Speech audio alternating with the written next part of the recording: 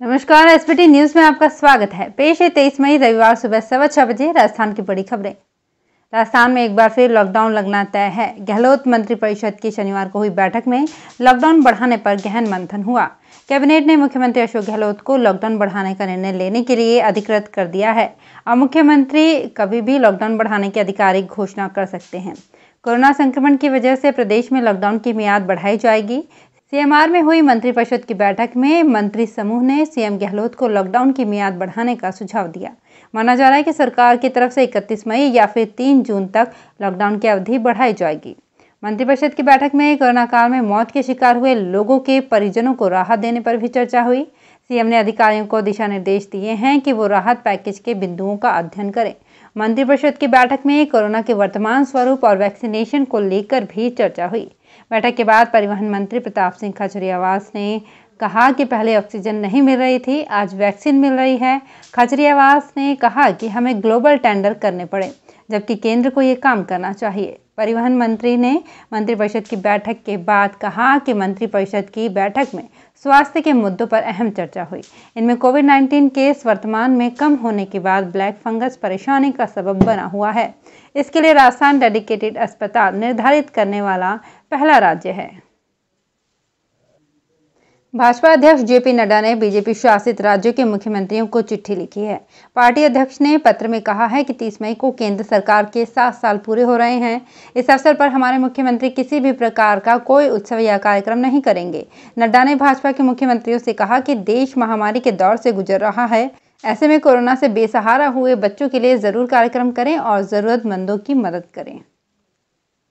देश में पिछले 20 दिनों से कोरोना के मामलों में कमी आ रही है। एक और अच्छी बात यह है कि नए केस के मुकाबले ज़्यादा लोग रिकवर हो रहे हैं। स्वास्थ्य मंत्रालय ने शनिवार को ये जानकारी दी। Joint health secretary Lav Agarwal ने कहा कि इस दौरान देश में करीब 8 लाख एक्टिव केस कम हुए हैं। देश में अब सिर्फ 7 राज्य हैं जहां 10,000 से ज़्यादा केस सामने आ रहे हैं। 5 से 10,000 मामलों वाले 6 राज्य हैं।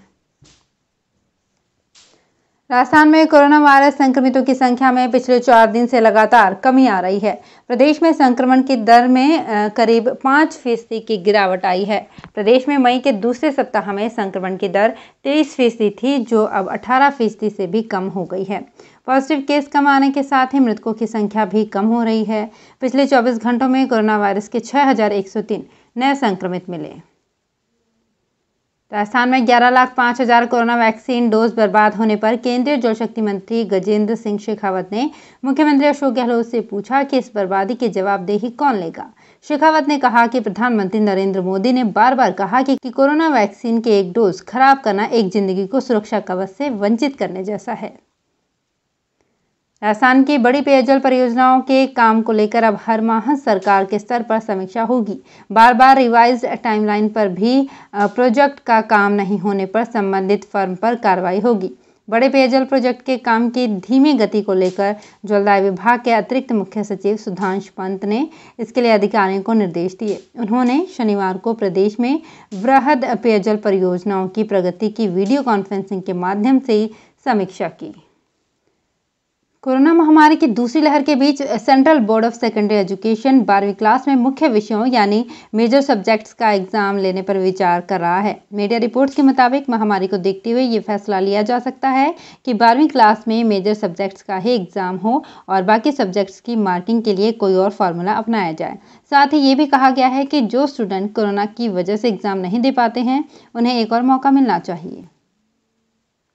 राजस्थान के चिकित्सा एवं स्वास्थ्य मंत्री डॉक्टर रघु शर्मा ने शनिवार को राजीव गांधी सेवा केंद्र में वीसी के माध्यम से जिले में कोविड संक्रमण की रोकथाम के प्रबंधों की समीक्षा कर अधिकारियों को माइक्रो प्लानिंग कर प्रभावी रूप से क्रियान्वित करने के निर्देश दिए। विलेज कमेटी मेरा गांव मेरी जिम्मेदारी अभियान के माध्यम से लोगों को जागरूक कर आने वाली संभावित तीसरी लहर की तैयारी अभी से ही करने के निर्देश दिए। टोंक में अस्पताल में व्याप्त साधन संसाधनों की कमी को लेकर पूर्व डिप्टी सीएम और विधायक सचिन पायलट काफी गंभीर हैं। मरीजों को बेहतर चिकित्सा सुविधा उपलब्ध कराने के लिए सचिन पायलट ने शनिवार को एक बार फिर से विधायक कोष से 1 करोड़ रुपए दिए। इन रुपयों से शहादत अस्पताल में शिक्षा सुविधाओं में काफी विस्तार होगा। इससे मरीजों को, खासकर कोरोना के मरीजों को काफी फायदा मिलेगा। यूं कहें कि उन्हें उपकरणों के मामले में कोटा, जयपुर जैसी सुविधाएं काफी हद तक टोंक में ही मिल जाएंगी। झुंझुनू में देश की सीमा की रक्षा करने वाले पूर्व सैनिक कोरोना काल में भी लोगों की जिंदगी बचाने के लिए अपनी सेवा दे रहे हैं। जिले के गुड़ागोड़जी क्षेत्र के कई गांवों में तैनात देश के पूर्व सैनिक बढ़ते संक्रमण को लेकर लोगों को जागरूक कर रहे हैं। साथ ही वे बिना वजह बाहर घूम रहे लोगों को सख्ताई कर कोरोना गाइडलाइन की पूर्ण पालना करने का संदेश दे रहे हैं। राजस्थान के शिक्षा राज्य मंत्री गोविंद सिंह डोटासरा ने कहा है कि कोरोना की तीसरी लहर से बच्चों को संभावित खतरे को देखते हुए स्कूल नहीं खोले जा सकते हैं। अभिभावक बच्चों के भविष्य को लेकर चिंतित हैं, इसीलिए शिक्षा विभाग शिक्षण के अधिकतम कार्य ऑनलाइन संपादित किए जाने के लिए रोड मैप तैयार करें। मंत्री ने कहा कि बच्चों को शिक्षित करने का कार्य इंफ्रास्ट्रक्चर निर्माण से कहीं ज्यादा आवश्यक है, इसलिए सभी आवश्यक वित्तीय संसाधन उपलब्ध कराए जाएंगे।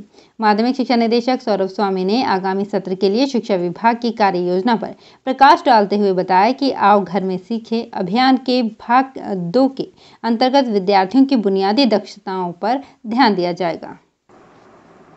और अब खबरें श्रीगंगानगर हनुमानगढ़ जिले की। श्रीगंगानगर जिले के प्रत्येक उपखंड और ब्लॉक स्तर पर केंद्रीय रूप से स्थित एक सामुदायिक स्वास्थ्य केंद्र को कोविड केयर व कंसल्टेशन सेंटर बनाया गया है। जिला कलेक्टर जाकिर हुसैन ने बताया कि कोविड केयर व कंसल्टेशन सेंटर की मांग पर डीडीसी से रेमडेसिविर इंजेक्शन जारी करके उपखंड व ब्लॉक स्तर पर भिजवाए जाएंगे।